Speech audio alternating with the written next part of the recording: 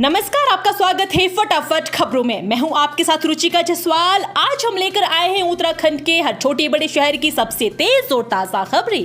तो चैनल को सब्सक्राइब कीजिए और वीडियो कहां से देख रहे हैं कमेंट बॉक्स में जरूर बताएं।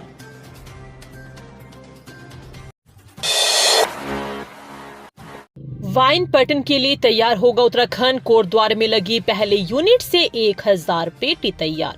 उत्तराखंड वाइन पर्यटन की दिशा में कदम बढ़ा रहा है। इसके लिए आबकारी विभाग स्थानीय फलों से वाइन का उत्पादन बढ़ाने पर काम कर रहा है। शुरुआत कोटद्वार से हुई है, जहां 2 महीने पहले शुरू हुई वाइन यूनिट से लगभग 1000 पेटी वाइन का उत्पादन हो चुका है। विभाग का दावा है कि जल्द बागेश्वर और चंपावत में भी वाइन उत्पादन शुरू होने वाला है, जहां वाइन उत्पादन की नई यूनिट स्थापित करने का काम चल रहा है। नए साल पर मसूरी में ट्रैफिक प्लान लागू। टूरिस्ट ने होटल बुक नहीं किया तो शहर में दाखिल नहीं होगी गाड़ियां। 25 दिसंबर को क्रिसमस, 26 से 30 तक विंटर कार्निवल और नववर्ष को लेकर इस बार मसूरी आने वाले पर्यटकों की संख्या में वृद्धि की संभावना को देखते हुए जिला प्रशासन व पुलिस की ओर से यातायात प्लान जारी करने के साथ ही इस बार कुछ नए प्रयोग भी किए गए हैं। यातायात पुलिस की ओर से आशा रोड़ी व हरिद्वार ऋषिकेश की तरफ से आने वाले पर्यटकों के लिए मसूरी जाने के लिए वन वे ट्रैफिक प्लान जारी किया गया है। इसके अलावा शहर में यातायात का दबाव होने के चलते मसूरी जाने वाला कोई भी वाहन शहर के अंदर दाखिल नहीं हो पाएगा। सुरक्षा व्यवस्था के मद्देनजर जनपद में 225 ड्यूटी पॉइंट बनाए गए हैं। यहाँ पर पर्याप्त मात्रा में पुलिसकर्मी मौजूद रहेंगे। सुरक्षा व्यवस्था व बेहतर संचालन के लिए बाहरी जिलों से भी फोर्स मंगाया गया है। बैरियर पॉइंट पर ड्यूटी देने वाले पुलिसकर्मी यातायात का दबाव बढ़ने पर डायवर्जन कवर करेंगे। एसपी सिटी प्रमोद कुमार ने बताया कि शराब पीकर वाहन चलाने व ओवर स्पीड पर सख्ती से कार्रवाई की जाएगी। देहरादून को स्वच्छता का इनाम दिलाने का सपना पूरा करेगी आईएएस नमामि बंसल। बोली और भी खूबसूरत बनेगा शहर। सफाई सौंदर्यीकरण से लेकर स्ट्रीट लाइट समेत तमाम विकास कार्यों के लिए जिम्मेदार नगर निगम अक्सर आम जन की उपेक्षा के लिए चर्चाओं में रहता है। हालांकि बीते कुछ वर्षों में देहरादून नगर निगम ने कुछ सराहनीय कार्य किए हैं, लेकिन अभी निगम की चुनौतियां कम नहीं हुई है। आम जनता की उम्मीद पर खरा उतरने के साथ ही अपनी मूल जिम्मेदारियों को भी पूरी क्षमता से निभाने की भी अपेक्षा है। आईएएस नमामि बंसल ने हाल ही में देहरादून नगर आयुक्त की जिम्मेदारी संभाली है। उन्होंने शहर की सफाई और सौंदर्यीकरण पर फोकस करने की बात कही है। केंद्रीय मंत्री भूपेंद्र यादव बोले, टाइगर रिजर्व में वास स्थल का होगा सुधार, रोके जाएंगे मानव वन्य जीव के संघर्ष। टाइगर रिजर्व में बाघों की बढ़ती संख्या और इनके जंगल की देहरी पार करने की घटनाओं में वृद्धि को देखते हुए अब देश के सभी टाइगर रिजर्व में वास स्थल सुधार के लिए ठोस रणनीति बनाई जाएगी। केंद्रीय पर्यावरण, वन एवं जलवायु परिवर्तन मंत्री भूपेंद्र यादव की अध्यक्षता में वन अनुसंधान संस्थान परिसर स्थित IGNFA सभागार में हुई NTCA की बैठक में यह निर्णय लिया गया। यह भी तय किया गया कि मानव वन्यजीव संघर्ष की रोकथाम के लिए राज्यों के सहयोग से प्रभावी कदम उठाए जाएंगे।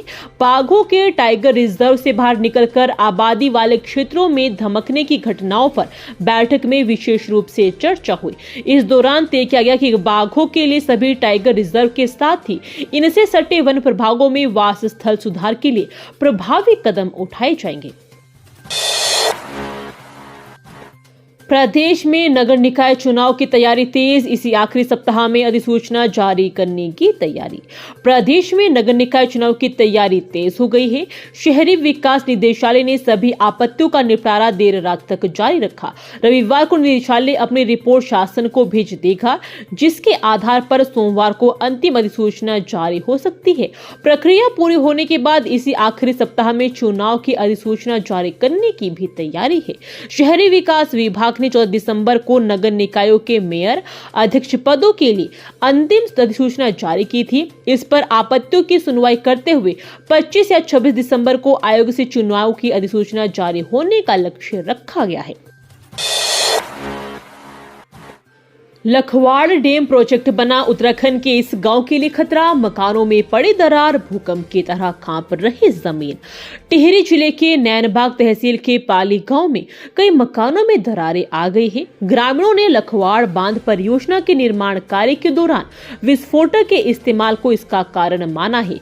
ग्रामीणों की चिंता को गंभीरता से लेते हुए केंद्रीय भवन अनुसंधान संस्थान रुड़की के वैज्ञानिकों, उत्तराखंड जल विद्युत निगम लिमिटेड के अधिकारियों और तकनीकी विशेषज्ञों की टीम शनिवार को गांव पहुंची।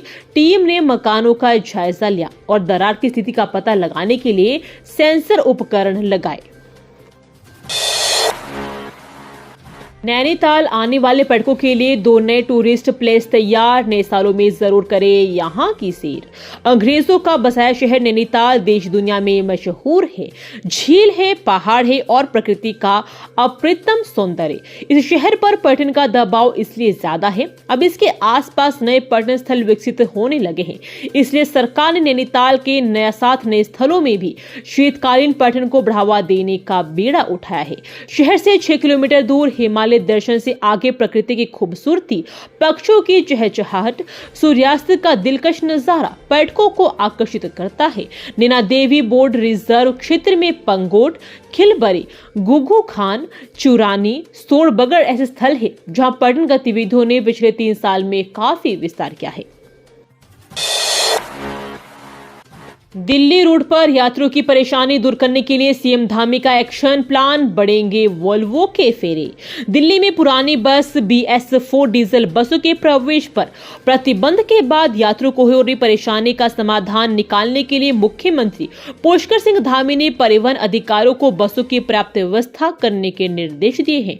मुख्यमंत्री ने एक्शन प्लान के अंतर्गत परिवहन निगम को वर्तमान में दिल्ली के लिए अनुमन्य 12 सुपर डिलक्स BS6 वोल्वो बसों को रीशेड्यूलिंग कर 24 घंटे के भीतर 3 फेरे लगवाने को कहा है। पिछले दिनों खरीदी गई 103 BS6 साधारण बसों और 185 अनुबंधित CNG बसों का संचालन केवल दिल्ली मार्ग पर कराने के निर्देश भी मुख्यमंत्री ने दिए हैं। लंबित BEO दमयंती रावत पर अब एक और मामले में कार्रवाई की तैयारी, ये बड़ा सवाल भी उठा।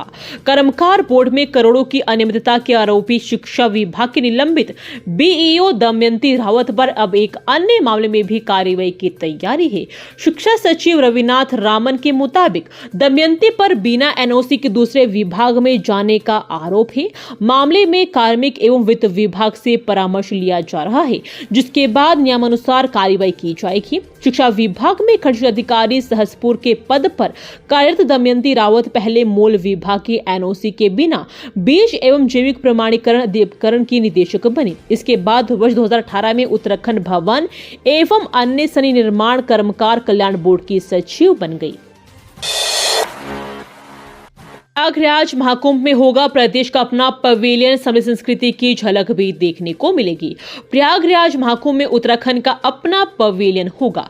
प्रयागराज मेला प्राधिकरण ने उत्तराखंड राज्य को सेक्टर 7 कैलाशपुरी मार्ग पूर्वी पटरी प्रयागराज में 40,000 वर्ग फीट भूमि निःशुल्क आवंटित कर दी है।